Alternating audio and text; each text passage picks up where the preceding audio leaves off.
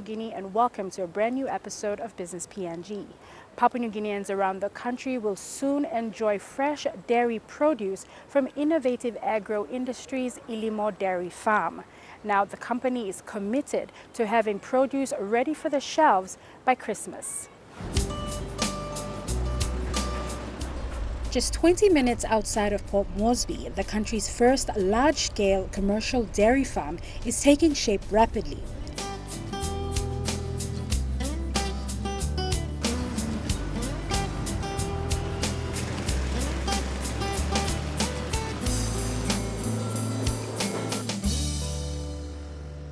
The Ilimo Dairy Farm welcomed their first shipment of around 500 cows from New Zealand in May.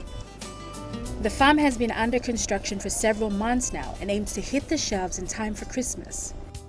A mere 5 months ago, the Ilimo Dairy Farm was simply an open field with scattered piles of construction material lying around and what looked like the foundation of a shed. EMTV's Business PNG crew visited the farm in mid-March this year for a tour of what could be mistaken as wasteland. Ilimo Dairy Farm project is intended to provide local production of fresh dairy produce, such as milk, yogurt, ice cream, and additional dairy snacks. The idea behind the project is to create local production rather than imports, which are currently extremely expensive, not presented on the shelf on a consistent basis, and not affordable to the local population. So the project, which will be from grass to glass, meaning we will produce our own stock feed. We have 200 hectares of stock feed around the farm. We'll do our own field crops, which will be then processed into the cow's feed. In that way, we're doing local production as well, rather than bringing the feed all the way from Australia, New Zealand, wherever. The second part of the project is the dairy farm itself, which will have separate sheds. We're bringing 515 cows, and at full production, there will be over 1,000 animals living in the farm. Cows will be brought up in sheds, will not be grazing outside, as the climate conditions in Port Moresby are a bit difficult for them. The cows will be, we need happy cows, meaning they need to be sprinkled, they will have ventilators to keep them cooled down. As I said, they will be always in shade. The sheds needs to be clean all the time to keep all biosecurity protocols, and we intend to do so. 3 times a day the cows are getting milk. We're just opening the gate and they go by themselves to the milking parlor, as they do want to get milked. From the milking parlor, all the produce will go immediately to the processing plant. There, the processing lines will produce, as I said, fresh milk, yogurt, ice cream, and all sorts of dairy products. The advantage of having such a project here, rather than keeping on importing, lays in few points. The first one is obviously currently the prices are extremely high of those products and are not affordable to the local population, and by producing our own stock feed and taking care of the whole value chain, we are able to cut down prices by at least 50%. So it becomes an affordable produce. The second thing is that there is consistency of supply, as we are located 10 minutes away from the most lucrative market in the Pacific. We are able to keep on feeding the market with our produce. And the third thing is that it will provide longer shelf life for the produce, as they don't need to be imported from overseas. Today the farm is buzzing with the sound of construction work as contractors from Dekanai toil to meet deadlines given to them by owners Innovative Agro Industries. And amidst the chaos, in a well-ventilated and quarantined area, some 500 cows rest ready for production. On my left are the young heifers.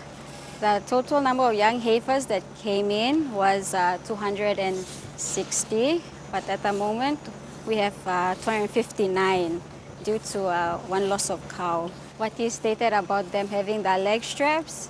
The leg straps is just to, it's a device just to keep a monitor of the movement and activities of the young heifers. So we have a monitoring device down there at the end, not really end, but in the middle of the shed, which detects the movement, picks up data from the activity of the cows daily. So it sends, transmits data to our antenna, which is on top of the office there, and then I pick up data from our software, which we call it the Afimilk software. So we pick up data from there, and then we can read it off the software, the daily activity of the cows. So the daily activity of the cows consists of them being on heat.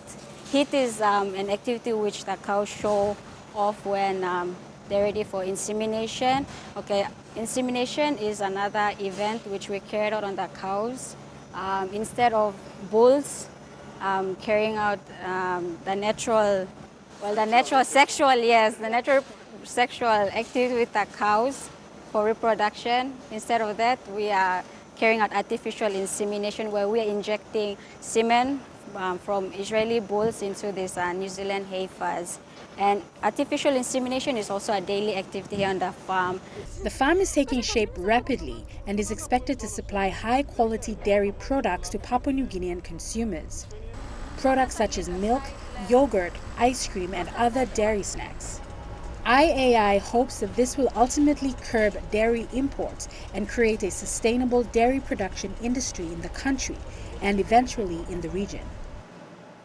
Currently, the country is a heavy importer of dairy produce from our neighbors, Australia and New Zealand. The farm has also created a number of specialized jobs for youths nearby with on-job training. Firstly, we watch the heifers if they are on heat. The primary sign, if the heifers is on heat, you can see the jumping, standing heat. The other cow jumping on the other cow, and the cow doesn't move, it stands. Like here inside, you can see some of the heifers still on heat. So we get the number from the hair tags, and we record it down. We bring it to the computer. We set the number if it has been previously inseminated or not, and we study the cycle if it's good for us to inseminate. Then we bring our tools. Our tools materials included the cement tank and this one. This is the injection, artificial injection, and this is the mini tube capilla.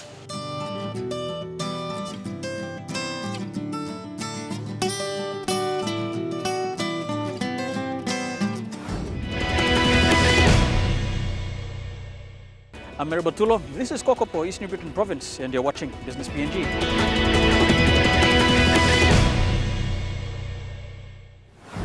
Solomon Islands is a country rich with culture and history, and for this reason, tourists from around the globe flock to the island nation. However, this is not the case for Papua New Guineans. Because of this, delegates from the Solomon Islands Visitors Bureau visited Papua New Guinea recently to attract Papua New Guineans to their nation. Tucked away in the South Pacific, the Solomon Islands are a little-known, unspoiled paradise. They offer a chance to explore islands of exotic beauty, a unique blend of cultures, and a fascinating history, with almost 1,000 green islands scattered within the warm Pacific Ocean. A mere 2 hours from Port Moresby, the island country is one of Papua New Guinea's closest neighbors. However, the majority of Papua New Guineans are setting their sights on further destinations. To encourage bilateral relationships between the two countries, delegates from the Solomon Islands Visitors Bureau visited Port Moresby recently with the aim of attracting Papua New Guinean tourists to Solomon shores. To do with the fact that, in addition to the fact that we are close, because of your economy has been like huge, and you have been supporting, Solomons in a lot of ways. Yeah. And as I've said, it's not so much about just the relationship. It's because also it's the blood relationship that we do have, and that's what we are wanting to take care of. And I think from a business side, we look at that as an opportunity and that people are keen to come to the Solomons because of that. And so we want to take advantage of that. Yeah. And listen, with all this, even though your economy is down, visitation to Solomons is up. So we say, hey, we have to work a bit harder so that more people will come to the Solomons. According to Mr. Tuamoto, the PNG leisure market is growing despite the depreciating economy. The Bureau is looking to attracting visitors to Solomon Islands because of the growing regional hub that Papua New Guinea is turning into. By strengthening ties, Solomon Islands can in turn attract tourists from Asia and beyond. From a global perspective, Asia is actually growing. It's not just about Papua New Guinea and Solomons, it's globally. The strength of particularly the Chinese market and even Toturu part of Asia. So it behoves us as a country to take advantage of that with the Asian market. We have to do it. Otherwise, you're left behind.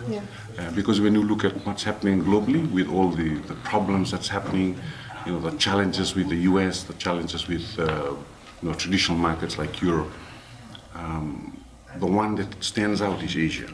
And then so we have to take advantage of that and just work on it. And our numbers are showing that it's actually the fastest growing region for us. And just, okay, we'll have to take advantage. And I think, as I've said before, it's because of the Papua New Guinea's flight through Asia that's opening up the doors for us. And from a travel side, they don't have to worry about all these visas and stuff. They just come down to PNG and come to the Solomons. So that's why we want to take advantage. According to recent studies, Papua New Guinea is currently ranked third in the Pacific cruise ship market, behind Vanuatu and Fiji. Air New Guinea has weekly flights to Honiara.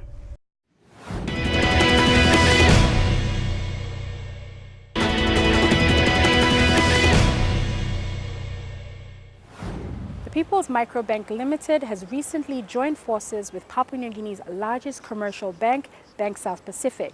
Now, according to CEO of People's Microbank Limited, Anthony De La Cruz, this is to provide an ease of access to customers of the bank.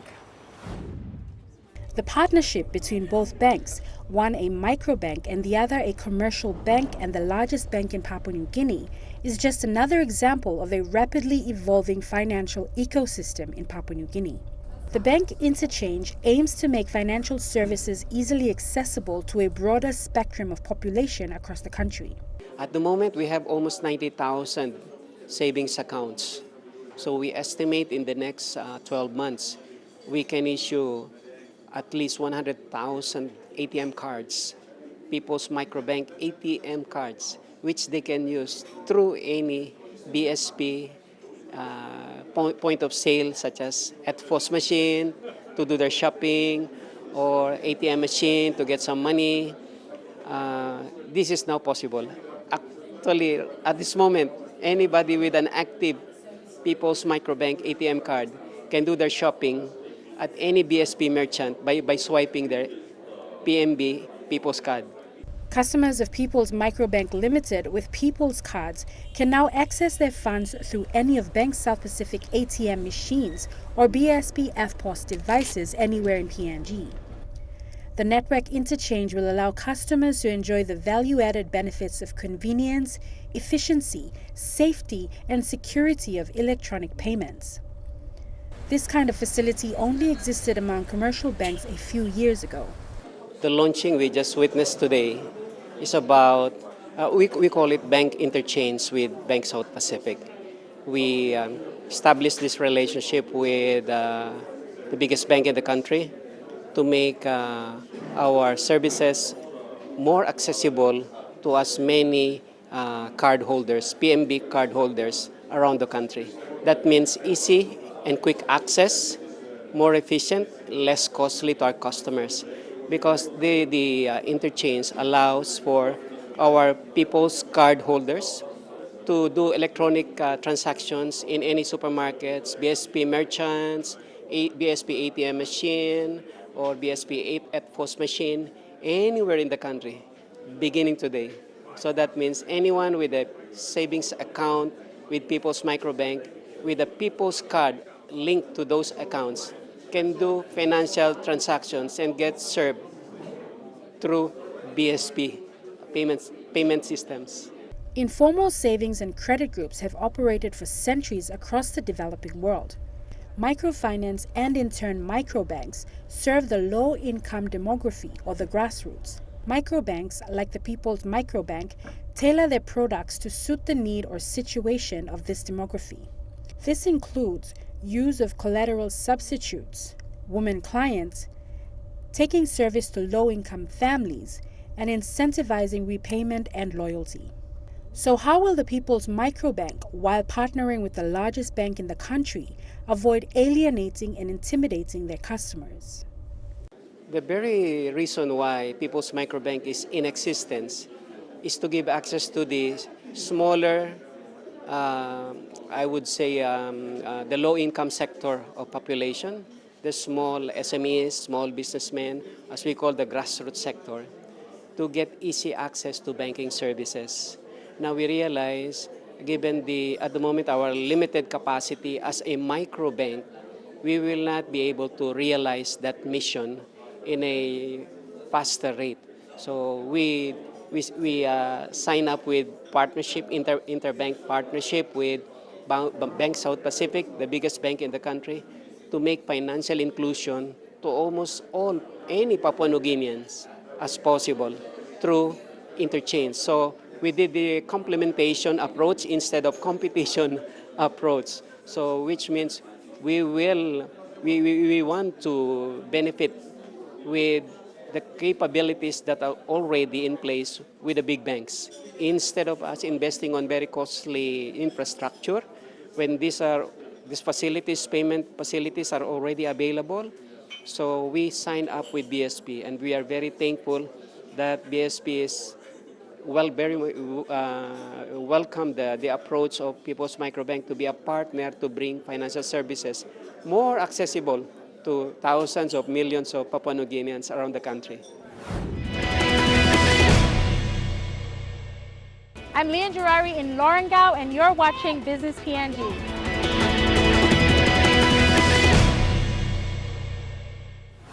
Telecom PNG has recently joined forces with City Pharmacy Limited group of companies to host Wi-Fi hotspots in and around Port Moresby and eventually Papua New Guinea. The first of this was launched last week at Stop and Shop Harbour City in Port Moresby. In the heels of launching the 4G network, at present the fastest network in Papua New Guinea, Telecom PNG has gone a step further by introducing Wi-Fi hotspots across Port Moresby. Wi-Fi hotspots, in layman terms, is a wireless access point that provides internet access to network devices in public locations, such as cafes, airports, hotels, and supermarkets. Wi-Fi is a service that's offered by most telcos, so anyone that is in the ICT industry can be able to offer. For us, we are offering this service as a public service. Wi-Fi we are rolling out in public places, and it's a service that gives, it's a wireless service that gives a similar experience as mobile services, but it's a little different in that it is only confined to certain locations and certain areas. For example, here we have delivered a service to the Harbour City area. The precinct here is now covered with a Wi-Fi service, generally around the Stop and Shop shopping area, the car park, and the BSP banking lobby and the area just at the back of where we are now. So that's the service that we currently offer here. It can be able to make use of, the service can be accessed using any smart device, whether it be mobile or a tablet device. And it does not have to be from a particular operator. You can still use our smartphones, our 4G telecom mobile phones, because they are all smart and Wi-Fi capable. So you can still use those devices for that. You can also use the other operators' devices, smartphones and tablets to access to Wi-Fi and experience the the great speed that we deliver through the Wi-Fi service. So that's pretty much what we have here. In partnership with the City Pharmacy Limited group of companies, the Wi-Fi spots will be set up at Stop and Shop stores around Port Moresby, allowing telecom prepaid customers as well as customers subscribed to other networks to log in and enjoy the 4G network. Partnership with CPL goes a long way back, even several years now. We've worked with them in the past in rolling out a distribution arrangement with them. First, we started with the scratch cards. Then we moved on to electronic distribution through an arrangement or setup in the Pronto system. That now gives us a reach to almost every shop in Port Moresby. And from what you heard today, the CPL rep mentioned that they're going to be rolling that out across the country. So what happens there is that any point of sale terminal will be able to dispense vouchers.